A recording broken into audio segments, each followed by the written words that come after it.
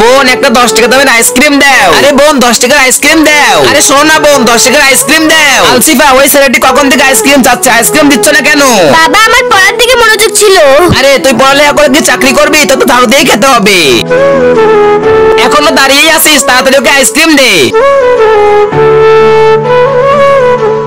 বেটা দেখো কোন কেক নিবে? বাবা আমিও চকলেট কেকটি নিব।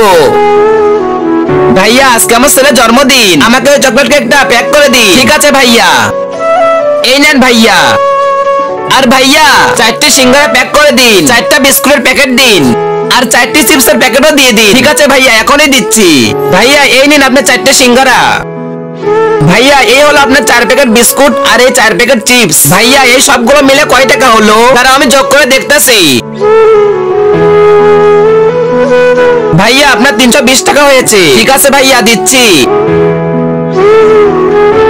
বাবা 320 নয় 420 টাকা হয়েছে। 420 হয়েছে। এই দুইটা ছবির মধ্যে যে কোনো একটা ছবিকে ভালোবাসলে লাইক এন্ড সাবস্ক্রাইব করো। আমি জানি দুষ্টু ছেলে মেয়েরা লাইক সাবস্ক্রাইব করবে না।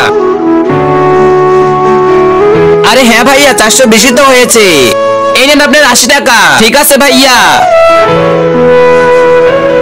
বেটা আমাকে মাফ করে দাও, আজকের পর থেকে আর তোমাকে আমি পড়াশোনায় বাধা দিব না।